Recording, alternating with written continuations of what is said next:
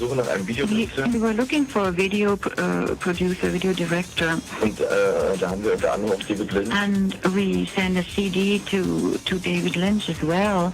Und irgendwie geriet in seine Auto-CD-Player. And somehow, he managed to listen to this in his car. Und er hat sich verliebt. And he just fell in love with the stuff. So he asked us whether we would permit him to use these two songs in the film. And we first turned him down. No, it was a joke. Of course it was a joke, we right away said yes. In Germany, Herzlied was a runaway success, entering the charts no less than 5 times over 18 months. Its reputation soon spread to other European territories, and after years as underground musicians unable even to play in public in East Germany, Rammstein woke up and found they had become rock stars. None of them were ready for this transformation, but they embraced it wholeheartedly. They had never expected Rammstein to be commercially successful, but when it happened, they were determined to take it all the way. Over the next few years, they worked hard on promoting the band and playing live. From the start, it was obvious that Rammstein's music would work better in big venues and before large crowds.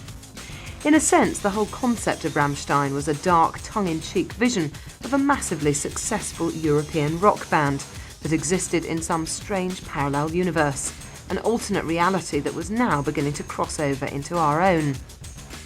Meanwhile, over in the United States of America, the legendary film director David Lynch was shooting a film that in part utilised just such a concept of a crossover between parallel universes. Lynch had made his name with the nightmare surrealism of Eraserhead and had gone on to shock, mystify, frustrate and enchant audiences with his dark, disturbing visions in films like Blue Velvet, Wild at Heart and the cult TV series Twin Peaks. His new film, Lost Highway, was his most bizarre and impenetrable yet, and he had just finished the final day's shooting when he decided to listen to a cassette he'd been sent by some obscure German rock band as he drove home.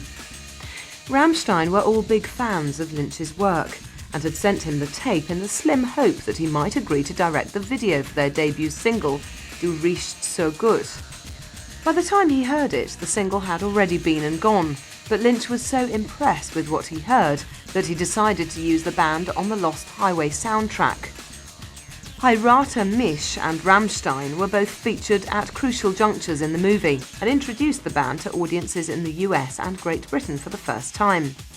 If the band were surprised at their success in their homeland, then this exposure was more than they could possibly have hoped for. Rammstein, however, were not fame-struck teenagers. All, bar Riedel, were by now in their 30s and had their feet firmly on the ground. Instead of giving in to the demands of fame and dissipating their energies with parties, sexual conquests and recreational drug-taking, they tended to retreat from the world. They cultivated normal, stable family lives that they kept consciously separate from the band. Private lives that were just that and which enabled them to retain their sanity. Already they were being forced to issue denials of any Nazi affiliations and to deal with the far-right nationals and skinhead thugs that tried to adopt the band for their own ends. If anything, the bigger Rammstein got, the more disciplined they became.